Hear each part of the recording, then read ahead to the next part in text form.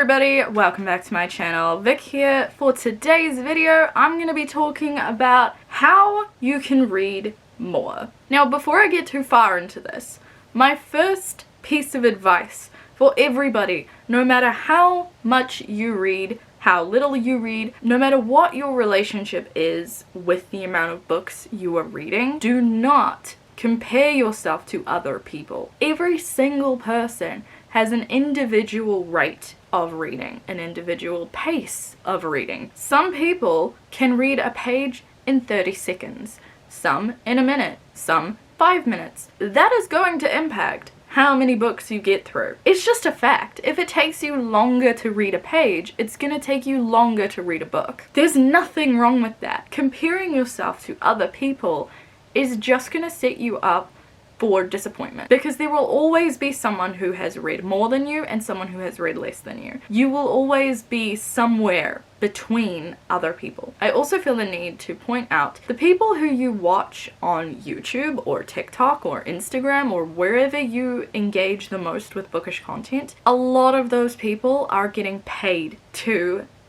read, essentially. People who do booktube full-time are getting paid for the videos they put out. A lot of them, not all of them, but a lot of them do it as their job. So the hours you would put into work or school or parenting or whatever it is you do, they're putting towards making bookish content, which includes reading a lot of books, because that's how they make money. Myself personally, I have full-time university and a part-time job. This is purely a hobby. So I can't compare my reading to someone like, say, Books and Lala, because she has a lot more hours that she can dedicate towards reading, and she has a financial incentive to find the time and make the time to read. I do have a little bit more incentive than some people out there who don't make any bookish content at all, because for me, I love making videos. I can't make a video if I'm not reading the books for the video. So I have an extra added motivation. I see it as motivation. Some people might see it as pressure to finish books. If I don't read the books for the videos, I can't make the videos, I can't post them, my channel doesn't grow. So it is a motivating factor, even if I'm not making any money from the process. So I would just like to start this off by saying that your amount you read is very individual. Just because I've read 50 books in the last quarter does not mean everybody can read 50 books in a quarter. There are so many individual factors that worked together to create that number for me. The type of book I'm reading, the time I have to read, the motivation I have to read, the pace at which I can read, all of these things impact it. Take everything I'm going to tell you in this video with a personal level of what can you do and what do you even want to do. My first piece of advice, don't make yourself read. If you're not in the mood to read, don't read. That might seem counterproductive. I'm supposed to be telling you how to read more. Telling you not to read seems like the opposite thing you should be doing. But I find if you're making yourself read, you're not enjoying it. It becomes a chore, and then it becomes something you procrastinate doing. If you read because you're genuinely interested in what you're reading, you're gonna read it faster and you're gonna want to pick it up more often. So don't make reading a chore. If you're someone who thrives off to-do lists and thrives off having that kind of structure, then maybe it does work for you to set aside a set amount of time every day, or give yourself a goal of a set amount of pages every day, or if not every day, every week, every month, so on and so forth. If that's the kind of thing that works for you, do it. If it doesn't work for you, don't do it. I don't work that way. If I tell myself I have to read 100 pages a day, I won't read that day, because I just won't want to, because then it's a task, it's a job, it's a chore, it's not fun. Similarly, TBRs. A lot of my advice here is very contradictory, because again, everybody reads differently. So what works for some people won't work for others. So I'm just throwing a lot of ideas at you. You might be someone who thrives off a TBR. I love TBRs. Even when I wasn't making videos, I used to make monthly TBRs. I would pull the books out of my TBR and make a little stack and be like, these are the ones I want to read this month. And I'm really good at sticking to a TBR. For me, having a smaller, more manageable sized amount of books that I need to look at to read is far less daunting than the full amount of my TBR. And this is important, because if my TBR is overwhelmingly scary to me, I don't want to look at it. I feel it's too much. I can't go near it. I can't pick a book, and then I just don't read. TBRs can be a really good way to manage your reading. However, if TBRs don't work for you, don't do them. Because if they're not working for you, if you find you're not following them, you will find that instead you're reading less and you're not reading any of the books you put on your TBR, which is a bit counterproductive, no matter how excited you are about them. Some people just do not want to do what they tell themselves they have to do. They don't want to do what they're told. For that, I would say always be open to mood read. Always be open to this. If you are reading something and you're not enjoying it, read something else. Pick up something that's exciting you. If you are sitting there and you're like halfway through a book, but you're looking at this other book you have and you're like, oh, I really want to read that. Do it. Jump on it. Read it. Read it while you're excited, because the more excited you are about a book, the more likely you're going to be to pick it up. And that will mean you read more frequently. Whether you read faster or slower, if you're picking up your book more often, you're going to get through it faster. Another thing that I stand by when it comes to reading more is keep your book with you. And I mean this in a very basic sense, within your house. If you typically read in your bedroom, if you leave your bedroom and you go to your living room, take your book with you. Even if you don't read it while you're there, just bring it with you. So if you want to read, you can. Human beings are lazy. Not everybody, I'm not saying you personally are lazy, but we are less likely to do something if we have to put in more effort. So if you carry your book around with you, you're gonna pick it up more often because it's gonna be right there when you're bored in the evening. The same way you carry your phone everywhere. Take your book with you. I also take my book with me to university. I read when I'm waiting for classes. Sometimes I read on the bus. You could read on your lunch breaks at work. If you have the book with you, you're far more likely to pick it up. I would encourage you to visit your library. While we on the online book community sphere love owning the stuff that we read and having a large collection of books to show people, 25 of the books that I read in the first quarter, half of the books that I read in the first quarter were from the library. They were things I never would have picked up otherwise. But while I was at the library, I was browsing, I saw a book, I picked it up, I read it that night when I got home. There's also no super pressure that I have to finish it because it's not mine.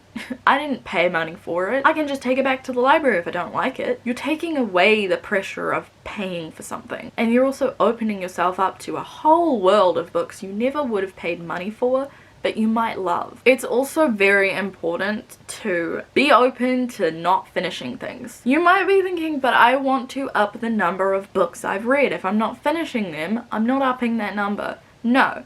But if you're forcing yourself to finish a book you don't like, it's gonna take you longer. Don't do that. Dedicate that time to starting a new book that you're excited about. It is so hard. I know this. I hate doing it. It's so hard to get like halfway through a book and decide you're just really not feeling it and not finish it. I have been known in the past to push through books I don't like, but that is not a good use of my time. And I think this is one of the times the library really comes in handy, because you don't have to feel that. You don't have to feel like you wasted your money. One thing I would definitely encourage is reading multiple genres. I read a lot of romance and romantic fantasy. That is the majority of my books. But I do also read graphic novels, manga, I read fantasy, I read sci-fi, I read romance, I read horror, I read classics, I read middle grade, young adult, and adult. Jumping around in genres prevents you from getting bored. Obviously, if you're loving a genre, keep going. Like, if you want to read that genre, keep going. But do try to mix it up a little bit. I find if I stay in the same genre for too long, my reading pace slows down.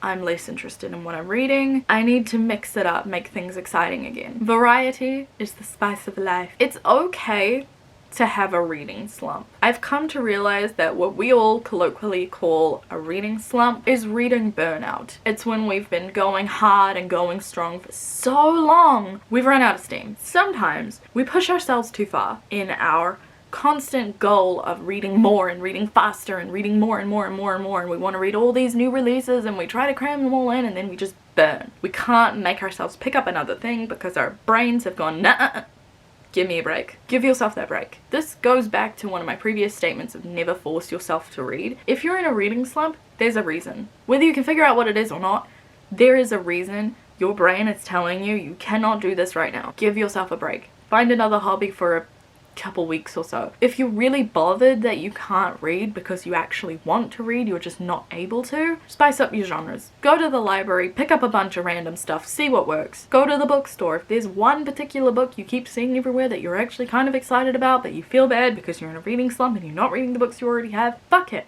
Go get that book that you're excited about because you're excited about that one. You'll probably read it. When you feel like you cannot possibly read, just wait until something calls to you, because eventually it will. Eventually you'll come across a book, or you'll hear about a book, or you'll see a book that you're just sparked by. Read that one. And then don't feel bad if you don't want to read anything after that. Sometimes a reading slump takes a long time. Last year, I was in a reading slump for the whole year. I barely read anything in all of 2023. But we're in 2024 now, and I'm reading like nobody's business. Give yourself the time. I would say one way to encourage yourself to want to read more is engaging with online bookish content, because you are exposed to people who are very excited about books. I suddenly feel rejuvenated at the concept of powering through a whole lot of books. I would say go with your gut. Go with your emotions. If you're feeling like you can't read, then don't read. Trying to read when you can't, or trying to read when you're not motivated to, or trying to read when you don't like the book you're reading is not going to actually achieve anything, except make you miserable. The happier you are with your reading and the more excited you are about your reading, the more you're gonna read. So find those authors you love, find the genres you love, experiment a little to see what else you might like. Don't become complacent. I feel like I'm giving a motivational speech that I did not prepare beforehand. More than anything else, I think it is important to know your limits, to know your ideals, what's realistic for you, and to stay within that. Don't expect too much of yourself. Set yourself realistic goals. If you typically read, I don't know, 3 books a month, don't set your yearly goal at 100. If you typically read 3-4 books a month, maybe set your goal at trying to read 5 books a month. See if you can achieve that. And if you do achieve that, do it again the next year.